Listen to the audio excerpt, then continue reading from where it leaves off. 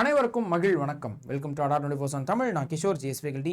Railways group D எக்ஸாமை பொறுத்த வரைக்கும் ஒரு முக்கியமான FAQ ஃப்ரீக்வென்ட்லி ஆஸ்க்டு கொஸ்டின்ஸில் இந்த எப்போ எக்ஸாம் வரும் சார்ன்றது அடிக்கடி கேட்கக்கூடிய ஒரு கேள்வியாக இருக்குது. 100% நியாயமான ஒரு கேள்வி தான்.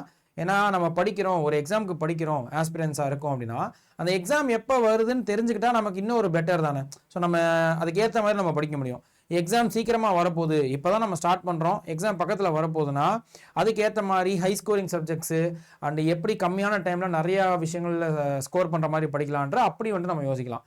எக்ஸாம் தள்ளி தான் வரப்போகுதுன்னா ஈக்குவலாக எல்லா சப்ஜெக்ட்டுமே இம்பார்ட்டன்ஸ் கொடுத்து ஸ்ட்ராட்டஜிக்கலாக யோசிச்சு வந்துட்டு படிக்கலாம். பட் எக்ஸாம் டேட் எப்போனே தெரியாததுனால ஒரு பெரிய கன்ஃபியூஷன் இருந்துகிட்டே தான் இருக்கும்.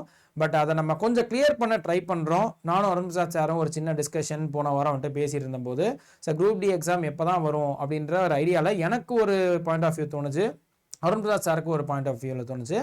எது கரெக்டாக வரப்போகுதுன்றது தெரில. ஏன்னா இப்போ ஒரு சில எக்ஸாம் கேட்டகரியில் பார்த்தீங்கன்னா அதாவது டிஎன்பிசிலாம் பொறுத்த வரைக்கும் நமக்கு கரெக்டாக நோட்டிஃபிகேஷன் டேட் என்னைக்கு வரும், எக்ஸாம் டேட் எப்போ இருக்குன்ற மாதிரி தெளிவாக வந்துட்டு டேட் கொடுத்துருக்காங்க. சம்டைம்ஸ் ஒரு சில நேரங்களில் அதை அன்றைக்கி தேதிப்படி நடத்த முடியினாலும் ரயில்வேஸை பொறுத்த வரைக்கும் அது ரொம்பவே மிஸ்மேட்ச் ஆகுதுன்னு சொல்லலாம். ஒரு ப்ராப்பரான டிஃபைன்டு ரூல்னே கிடையாது. ஸோ அது அவங்களோட அட்மினிஸ்ட்ரேட்டிவ் பர்பஸஸ்க்காக அது மாறுது அப்படின்னு நமக்கு சொல்லலாம். பட் இப்போ ரீசெண்டாக ரயில்வேஸில் நடந்துட்டு இருக்கக்கூடிய விஷயங்கள் எஸ்எஸ்சியில் அதுக்கு மேலே வந்துட்டு பிரச்சனை போயிட்டு இருக்குன்னு சொல்லலாம். பட் இந்த மாதிரி சென்ட்ரல் கவர்மெண்ட் எக்ஸாம்ஸில் இஷ்யூஸ் இருந்துகிட்டே தான் இருக்குது. அண்ட் ரயில்வேஸ் எக்ஸாம்ஸை பொறுத்த வரைக்கும் ஒன்று விட்டானா ரொம்ப டிலே பண்ணுறாங்க.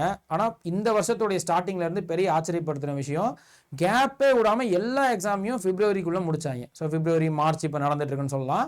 ஸோ டக்குன்னு எல்லா எக்ஸாமுடைய டேட்டையும் அனௌன்ஸ் பண்ணாங்க. அந்த வகையில் ஒரு சில விஷயத்தை யோசிச்சு நம்ம கெஸ் பண்ணலாம். எதுவாக இருந்தாலும் நம்ம படிக்கிறத நம்ம படிச்சுட்டு இருக்கணும், அதை நம்ம பார்ப்போம். அண்ட் இன்னொரு ஒரு முக்கியமான ரிமைண்டரை சொல்லிடுறேன். நீங்கள் அப்ளிகேஷன் டேட் முடிஞ்சிருச்சு, நீங்கள் பார்த்துக்கலாம் மார்ச் 9ஓட.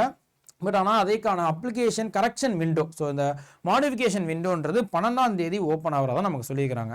சப்போஸ் நீங்கள் அப்ளிகேஷனில் ஏதாவது மிஸ்டேக் விட்டுருந்தீங்க, இல்லை போஸ்ட் ப்ரிஃபரன்ஸ் மாற்றணுன்ற மாதிரிலாம் யோசிச்சு வச்சுருக்கீங்க அப்படின்னா மோஸ்ட்லி அதை பண்ண முடியும். ஒரு சில விஷயத்த மாற்ற முடியாது, ஒரு சில விஷயத்த மாற்ற முடியும். ஸோ நீங்கள் ஆல்ரெடி அப்ளை பண்ணியிருக்கீங்க, கரெக்டாக அப்ளை பண்ணியிருக்கீங்கன்னு நினச்சாலும் ஒரு தடவை அப்ளை பண்ண அந்த PDF எடுத்து செக் பண்ணிக்கோங்க.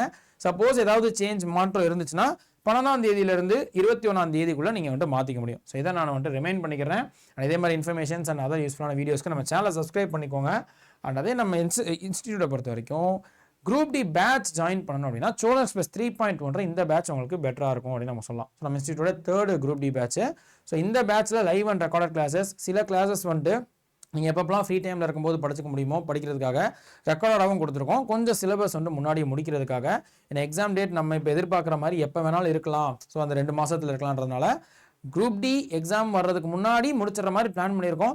அப்படியே இல்லைனாலும் நம்ம ப்ரீபோன் பண்ணி கிளாஸஸ் எடுத்துக்கலாம். ஸோ அந்த கிளாஸஸ் குரூப் டிக்கான இந்த சோழன் எக்ஸ்பிரஸ் 3.0 செக் பண்ணி பாருங்கள். ஆஃபரோட ஜாயின் பண்ணிக்கணும்னா Y890 அந்த கோடை யூஸ் பண்ணிக்கோங்க. வேறு ஏதாவது டவுட் இருக்குது அப்படின்னா kishore.mohankumar@24/com அஃபிஷியல் மெயில் ஐடி, எந்த டவுட்னாலும் இது லிங்க் கேட்டுக்கலாம். ஸோ இப்போது இந்த கண்டென்ட்டுக்கு வர்றோம் அப்படின்னா, ஸோ இது இந்த வருஷம் வந்துட்டு இந்த ஆனுவல் பிளானர்னு சொல்ல முடியாது, வரிசை எக்ஸாம்ஸ் எப்பப்பெல்லாம் கண்டக்ட் பண்ணிட்டு இருந்தாங்க அப்படின்ற ஒரு ஐடியாவுக்கு.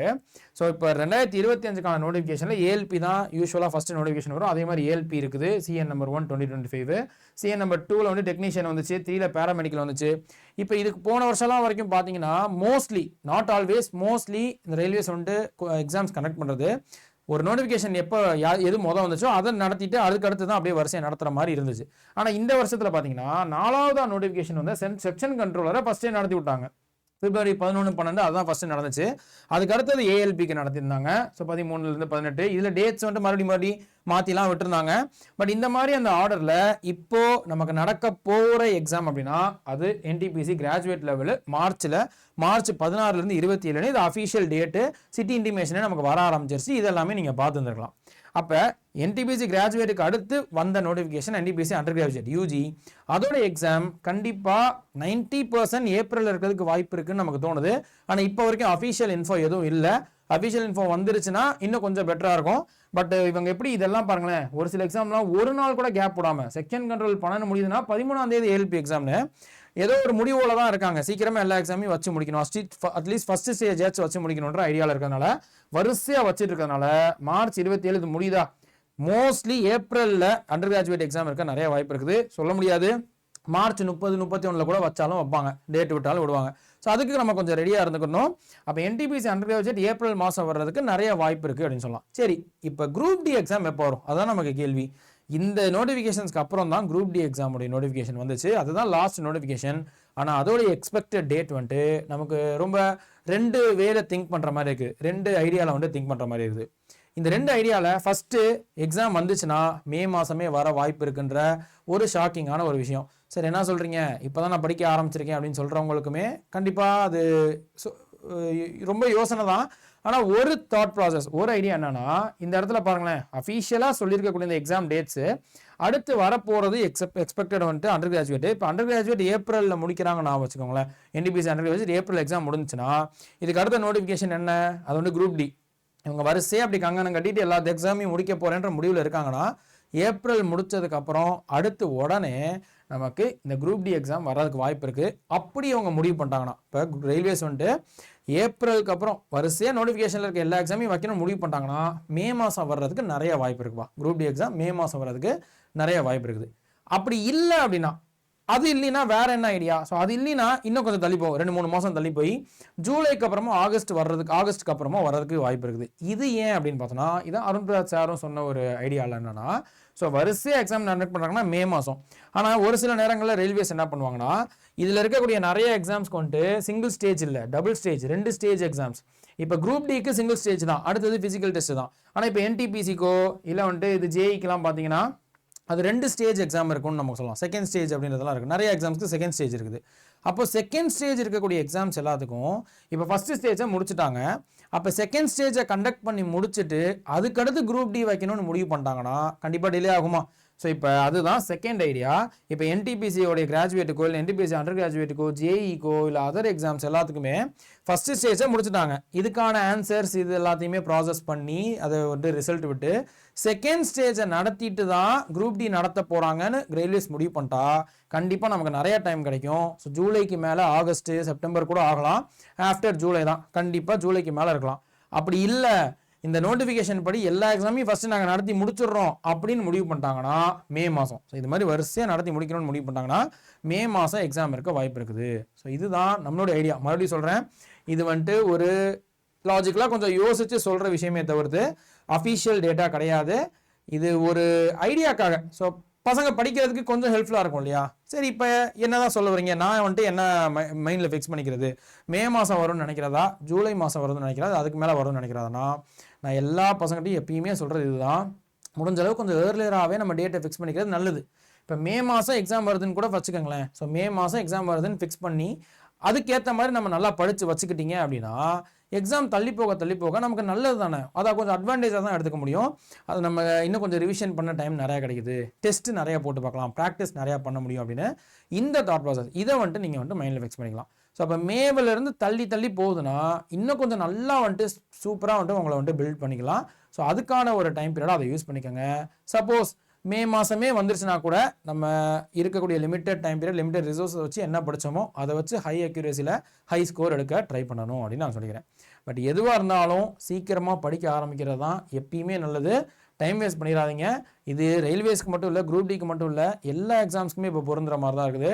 உண்மையாக சொல்லணும்னா நம்ம ஓல்டு வீடியோஸ்லாம் எடுத்து பார்த்தீங்கன்னா இந்த இப்போ நடக்க போகுது இல்லையா, மார்ச் 16லேருந்து 27 வரைக்கும் என்டிபிசி எக்ஸாம், அந்த என்டிபிசி எக்ஸாமே இந்த வருஷத்தோடைய மே ஜூனுக்கு அப்புறம் தான் வரும் அப்படின்னு நம்ம சொல்லிட்டு இருந்தோம். உண்மையாக தான், நம்ம மட்டும் இல்லை எல்லா இடத்துலையுமே அப்படி தான் சொல்லியிருப்பாங்க. ஏன்னா ரயில்வேஸோடைய அந்த பேட்டர்ன் அப்படி தானே இருக்குது, ரொம்ப டிலே பண்ணி தள்ளி தான் நடத்திட்டு இருந்தாங்க. அது எல்லாத்துலேயுமே கோவப்பட்டாங்களான்னு தெரில. இந்த மாதிரி எல்லா இன்ஸ்டியூட்டுமே என்னடா எங்களை ரொம்ப இலக்காரமாக தள்ளி போடுறேன்னு சொல்லிக்கிட்டே இருக்கீங்க, இப்போ பாருங்கடான்னு நினச்சாங்களான்னு தெரில. இந்த மாதிரி வரிசையாக கேப்பே இல்லாமல் டப்புன்னு வந்துட்டு எல்லா டேட்டையும் கொடுத்து அது மாதிரி நடத்திட்டு வேற இருக்காங்க. அந்த டேட்டில் கரெக்டாக நடத்திட்டு இருக்காங்க. ஒரு சில இடங்களில் குளறுபடி இருக்குது, பட் நடத்திட்டு இருக்காங்கன்றதுனால என்ன நடக்கும்னே தெரிய மாட்டேங்குதுப்பா. ஸோ எதுவாக இருந்தாலும் நல்லபடியாக படிங்கன்ற மாதிரி சொல்கிறேன். நல்லதே நடக்கும்ன்ற நம்பிக்கையோடு படிச்சுட்டே இருங்க. நம்மளுடைய ஐடியா சஜஷனில் சொல்லியாச்சு. உங்களுக்கு வேறு ஏதாவது ஒப்பீனியன் இருக்குது, சரி இல்லை சார் இப்படி நடக்கலாமான்னு வேறு எந்த ஒரு சஜஷன் டவுட் இருந்துச்சாலுமே கீழே கூடிய கமெண்ட் செக்ஷனில் கேளுங்க. அதையும் கூட நம்ம யோசிக்கலாம். ஓகே, ஸோ வேறு ஏதாவது ஐடியாஸ் இருக்கா, வேறு ஏதாவது இன்ஃபர்மேஷன் கிடச்சிருக்காங்க. ஸோ மறுபடியும் என்னவாக இருந்தாலும் இந்த 4 சப்ஜெக்ட் ரொம்ப முக்கியமாக குரூப் டிக்கு சயின்ஸு, மேக்ஸு, ரீசனிங்கு, அது ஜென்ரல் அவேர்னஸ் அண்ட் கரண்ட் அஃபேர்ஸ்னு. இதில் ஹை ஸ்கோரிங் சப்ஜெக்ட்ஸ் எதுன்றதை யோசிச்சு இதுக்கான வீடியோஸ்லாம் நிறைய ஆல்ரெடி போட்டிருப்போம். இனிமேலும் கொஞ்சம் கொஞ்சம் போட போகிறோம். ஏன்னா இந்த கேள்வி வந்துகிட்டே இருக்குது. சரி, எந்த சப்ஜெக்ட்லேருந்து ஸ்டார்ட் பண்ணுறது இதெல்லாம் நம்ம போட்டிருப்போம். இந்த இடத்துலையும் ஷார்ட்டாக சொல்லிடுறேன்.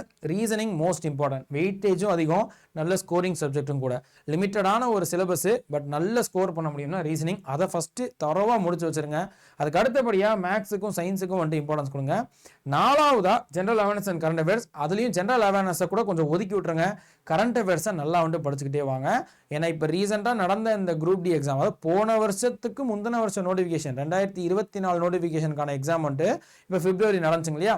இந்த பிப்ரவரியில் கொஸ்டின் பார்த்தீங்கன்னா இந்த குரூப் டியில் 20 கொஸ்டின் இது ரெண்டுத்துலேருந்து கேட்கணும்னா அதில் 20 கொஸ்டினுமே கரண்ட் அஃபேர்ஸில் இந்த மாதிரி தான் இருக்குதுன்னு சொல்கிறாங்க. ஸோ நம்ம நிறைய பசங்க வந்துட்டு நிறைய ஷிஃப்ட்டில் 15 கொஸ்டினுக்கு மேலே கரண்ட் அஃபேர்ஸ் தான் சார் கேட்டாங்க. ஜென்ரல் அவேர்னஸில் கூட ஹிஸ்ட்ரி ஜியாகிரஃபியில் பெருசாக கேட்கலன்றத சொல்கிறாங்க. ஸோ அதனால் இதெல்லாம் கொஞ்சம் நோட் பண்ணி நீங்கள் இதை பிளான் பண்ணி படிச்சுக்கோங்க. இதை நான் சொல்லிக்கிறேன். ஓகேவா?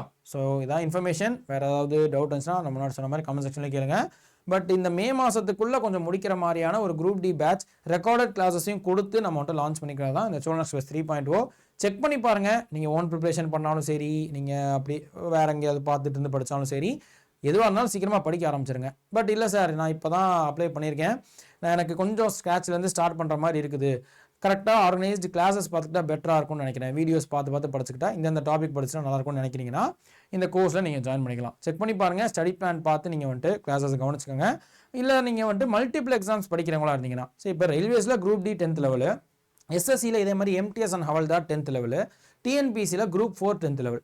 சார் நான் 10th லெவல் எக்ஸாம்ஸ் படிக்க போகிறேன், இல்லை 12th லெவல் எக்ஸாம்ஸ் படிக்க போகிறேன், ஆனால் வேறு கேட்டகரியில் படிக்கணும், பட் தனித்தனியாக பேட்ச் ஜாயின் பண்ணால் வேறு ரொம்ப காஸ்ட் அதிகமாகும் இல்லையா? இப்போ டிஎன்பிசிக்கு வேறு சிலபஸ் வேறு மாதிரி படிக்கணும், இங்கே எஸ்எஸ்சிக்கு ரயில்வேஸ்க்கு கொஞ்சம் வேறு மாதிரி படிக்கணும். பட் எல்லாத்தையும் நீங்கள் பார்க்கணும். ஒரே ஒரு கோர்ஸில் எல்லா பேட்சோடைய வீடியோஸையும் நீங்கள் ஓப்பன் பண்ணி பார்க்கணுன்னா அதான் தமிழ்நாடு மெகா பேக். பட் இதை நீங்கள் கொஞ்சம் ஸ்மார்ட்டாக தான் யூஸ் பண்ணிக்கணும். நீங்கள் ஒரு நாள் டிஎன்பிசி வீடியோ, இன்னொரு நாள் எஸ்எஸ்சி வீடியோ, இன்னொரு நாள் ரயில்வேஸ் வீடியோ, இந்த மாதிரிலாம் பார்க்கக்கூடாது. ஏதாவது ஒரு எக்ஸாமை நீங்கள் எய்மாக ஃபிக்ஸ் பண்ணிட்டீங்கன்னா அதை வரிசையாக ஃபுல்லாக பாருங்கள். அந்த வீடியோஸை ஃபுல்லாக பார்த்து டெஸ்ட் சீரிஸ் எல்லாமே வரும். டெஸ்ட் சீரிஸ் எல்லாத்தையும் ஆக்சஸ் பண்ணலாம். அதை ஃபுல்லாக முடிச்சுட்டு அந்த எக்ஸாம் நீங்கள் எழுதி முடிச்சதுக்கப்புறம் கேப் இருக்கும். அந்த கேப்பில் வேற ஒரு எக்ஸாம் வருதுன்னு வச்சுக்கோங்களேன், அப்போ நீங்கள் அந்த எக்ஸாம்ஸோட வீடியோஸை பார்த்துக்கலாம். ஸோ ரொம்ப கன்ஃபியூஸ் பண்ணிக்காமல் கரெக்டாக தெளிவாக பிளான் பண்ணிக்கோங்க. டபுள் வேலிடிட்டி 2 வருஷம் வேலிடிட்டியோட ஜாயின் பண்ணிக்கலாம். ஸோ எல்லாத்தையும் ஆஃபரோட ஜாயின் பண்ணிக்கிறதுக்கு Y890 இந்த கோட் யூஸ் பண்ணிங்கன்னா மேக்ஸிமம் பெனிஃபிட்ஸ் இருக்கும். ஸோ வேறு ஏதாவது டவுட் இருக்குன்னா என்னோட அஃபிஷியல் மெயில் ஐடி kishore.mohankumar@tata24.com. இதை இருந்தாலும் இதுலேயும் கேளுங்க. இதான் இன்ஃபர்மேஷன். ஸோ நெக்ஸ்ட் வீடியோவில் வேறு ஒரு கண்டென்ட்டில் பார்ப்போம். மறுபடியும் சொன்னதையே சொல்லிட்டு முடிக்கிறேன். எக்ஸாம் எப்போ இருந்தாலும் அது நம்ம சீக்கிரம் வருதுன்ற முடிவில் நல்லபடியாக படிங்க. நல்லதே நடக்குன்ற நம்பிக்கையோட நெக்ஸ்ட் வீடியோவில் பார்ப்போம். அண்டில் தென் நன்றி, வணக்கம்ப்பா.